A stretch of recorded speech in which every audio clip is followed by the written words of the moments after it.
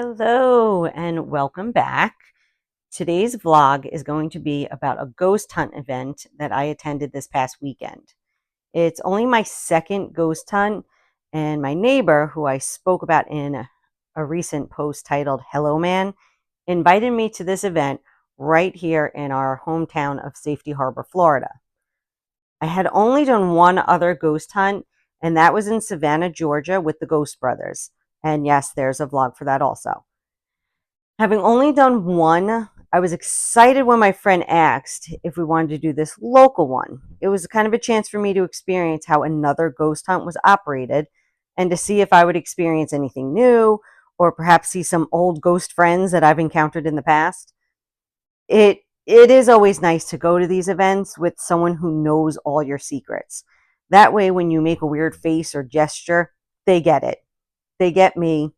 They know something is going on. I don't have to play it off like, oh, I thought I heard something, or did you smell that, in an attempt to like act normal or fit in or hide your mediumship secrets. I just get to be me because certain friends don't care what others think, and that is this friend, and I thank you for that more than you know. Our adventure started at Gigglewaters in Safety Harbor. The owner, Rachel Fine, was hosting the event. She started with a bit of Safety Harbor history, which makes sense since it seemed my friend and I were like the only locals in attendance. Both of us are pretty well versed in our town's history since we investigate the spirits in our homes quite frequently.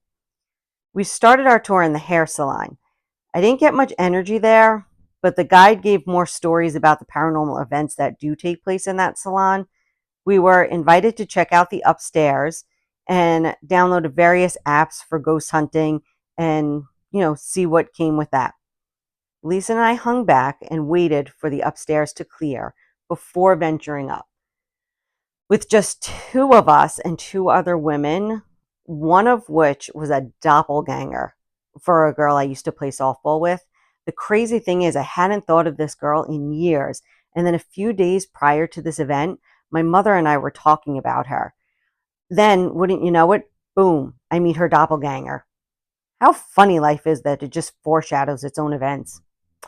Anyway, the four of us are upstairs, and I said to Lisa, there's a spirit in that back chair, the one closest to the wall in the back of the room. The doppelganger held up her phone, looked at her screen where the app had picked up energy in that chair. Now, she didn't hear what I had just said, but she told her friend, look, there's someone in there. And I smiled at her and said, that back chair, right? Yes, the one closest to the wall. My first confirmation of the night. There was an office up there. The door was closed and locked. Holy hell, was there some negative juju coming from that bad boy. Lisa and I both felt it, and we did not stick around. The heaviness on our chest was making us sad. I had to fight back tears. We got called because the group was moving on to the next room, and we were glad to get out of there. So we were ushered into the viewing room, which, if you haven't been to Gigglewaters in Safety Harbor, first off, go. The food is fantastic. The drinks are really good, and they have to be really good to get me to drink. And they have a great little theater in the back that shows classic movies. That's where the next part of our tour took place. We heard stories and paranormal experiences and listened to past EMF sessions, watched footage from their security cameras, in case you weren't already convinced the place had legit spirits. This will convince you. While in the theater, I couldn't help but see the woman that I constantly see when I'm at Philippi Park. She wanders around as if lost or searching for something, just expressionless. Her long gown hiding her feet as she seemingly floats along the path. I got a heaviness, a sadness, and cramps. Yes, nothing like woman issues to help you solve a mystery. I got the feeling she gave birth, but the baby boy died soon after. It seems she was searching for him. This is definitely something I want to look into further at a later date.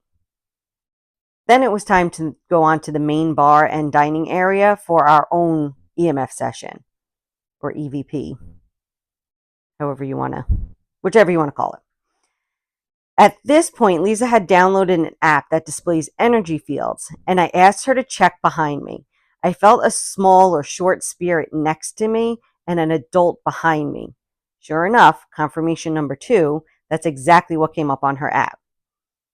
The session had quite a few moments of really clear responses, but the noise of those boxes, for whatever reason, just makes my brain hurt. Like water dripping from a faucet, the longer it goes on, the more irritating it becomes. But that's a me thing. It's just a me thing.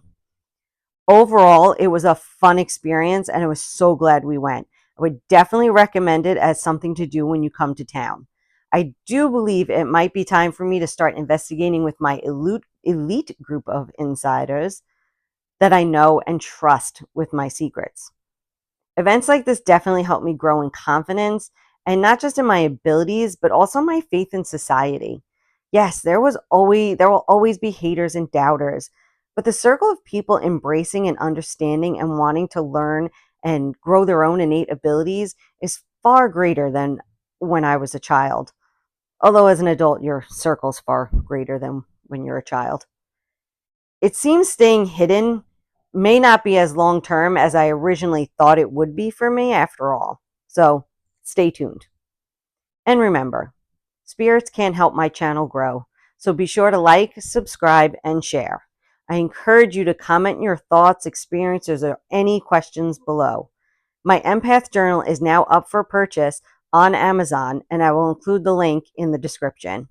Thanks for listening, and I will see you on the other side.